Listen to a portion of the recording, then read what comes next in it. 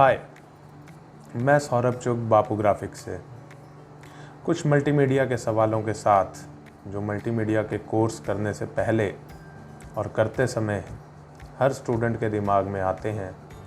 आज का सवाल बहुत ही इंटरेस्टिंग सवाल है कि वेब डिज़ाइनिंग कोर्स को कैसे किया जाए, इसको सीखने के क्या क्या स्टेप्स फॉलो किए जाएं। देखिए, कोई भी कोर्स करें उसको step by step he follow करें।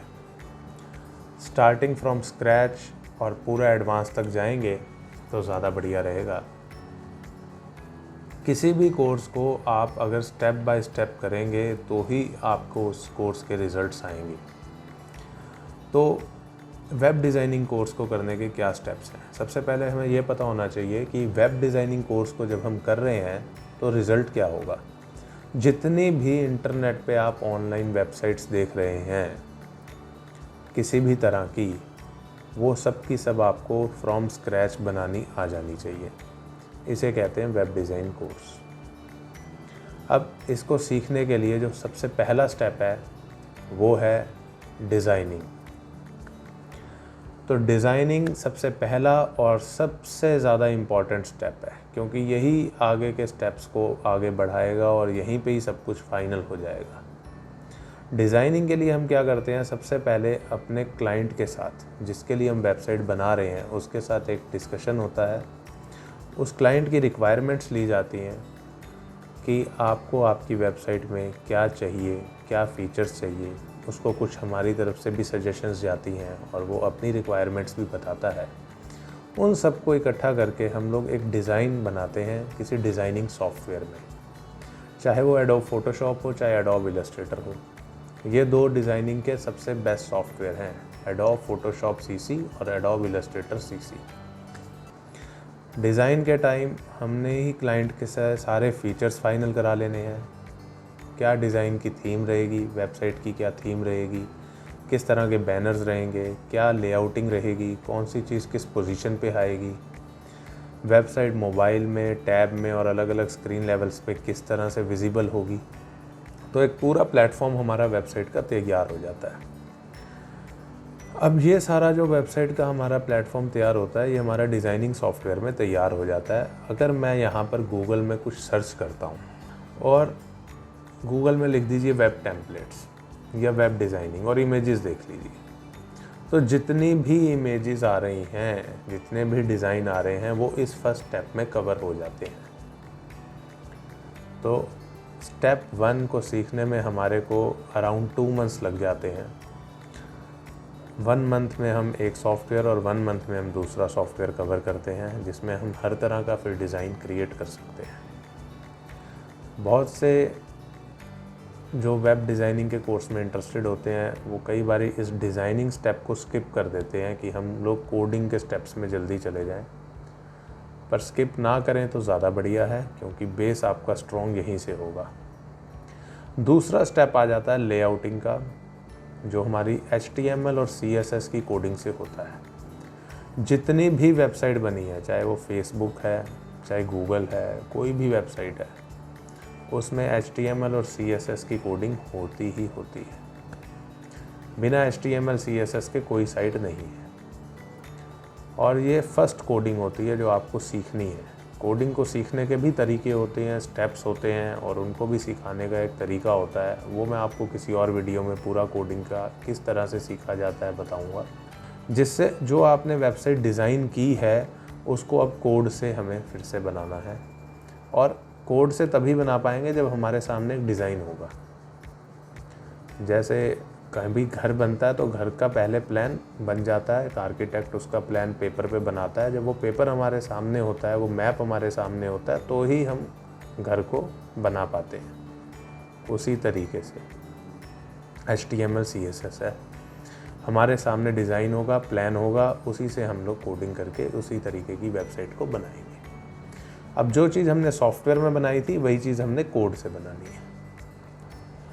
उसके बाद जो थर्ड स्टेप आता है वो एडवांस फीचर्स का स्टेप है, जिसमें हम लोग HTML और CSS के वर्जन्स को आगे बढ़ाते हैं। जो लेटेस्ट वर्जन्स हैं HTML5 और CSS3, इसमें हमारी साइट्स एनिमेशंस भी करने लग जाती हैं, इमेज गैलरीज तैयार हो जाती हैं, हमारा रिस्पॉन्सिव साइट्स बन जाती हैं, हमारे मल्टीमीडिया के टैग्स आ जाते हैं, फॉर्म्स इंटरेक्टिव बन जाते हैं, बड़ी सारी चीज़ें इसके अंदर कवर होती हैं जो एडवांस्ड फीचर आते हैं।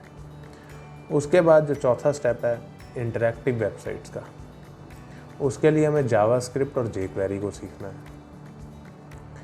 अब साइट को इंटरेक्टिव बनाना, यूज़र फ्रेंडली बनाना, उसका UI UX स्ट्रॉन्ग होना, तो ये सब HTML CSS जावास्क्रिप्ट के थ्रू ही होता है।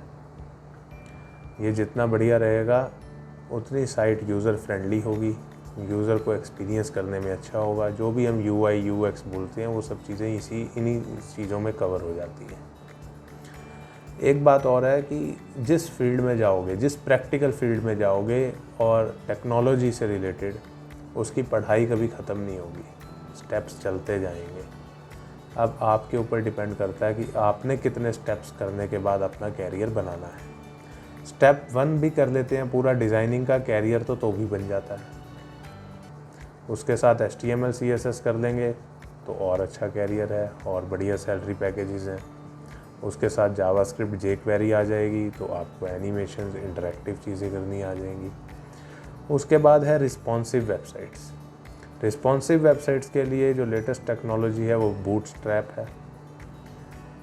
इसके थ्रू, ये भी एक CSS की लाइब्रेरी है, इसके थ्रू आपको वेबसाइट्स को रिस्पॉन्सिव करना आना ज़रूरी है, क्योंकि आज के टाइम पे हर वेबसाइट इस टेक्नोलॉजी का यूज़ करती है।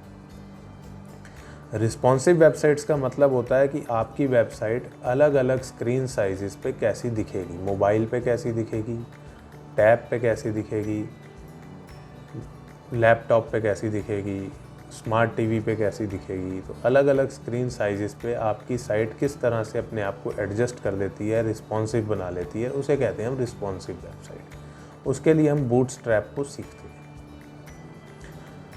उसके बाद जो हमारा नेक्स्ट स्टेप आता है वो है डायनामिक वेबसाइट्स का। स्टैटिक और डायनामिक में क्या फ़र्क है? बहुत कन्फ्यूज़न रखते हैं नए लोग इस चीज़ में, क्योंकि कुछ लोग स्टैटिक और डायनेमिक में फ़र्क मानते हैं कि जो साइट्स एनिमेशंस हो रही हैं, चल फिर रही हैं, घूम रही हैं, जिनमें कुछ मूवमेंट्स हो रही हैं, वो डायनेमिक है, पर वो तो एक एनिमेटेड फीचर्स हो गए। डायनामिक और स्टैटिक वेबसाइट्स में काफ़ी फ़र्क है। डायनामिक वेबसाइट्स हमारी डाटाबेस से उठ के आती हैं। हमारा डाटा एक जगह सेव होता है और वो एक सर्वर से उठ के आता है। और अभी जैसे सपोज़ फेसबुक का एग्जांपल ले लेते हैं, आप लॉगिन करते हैं तो आपको आपके फ्रेंड्स नज़र आते हैं, आपके जो फ्रेंड्स ने पोस्ट किया होता है वो नज़र आता है, आपका नाम नज़र आता है, आपकी इमेज नज़र आती है। तो इसी तरह से कोई और लॉगिन करता है तो उसे उसके अकॉर्डिंग साइट नज़र आती है। तो इस तरह की साइट को डायनामिक वेबसाइट कहा जाता है, जहाँ पे कंटेंट डायनामिकली आ रहा हो यूज़र के आगे, तो इसे डायनामिक वेबसाइट कहा जाता है। इसके और भी एग्जांपल हैं और इसको भी मैं स्टैटिक और डायनामिक वेबसाइट्स को भी मैं डिटेल में समझाऊंगा किसी एक वीडियो के अंदर, जिसे आप अच्छी तरह से समझ जाएंगे कि दोनों में डिफरेंस क्या है।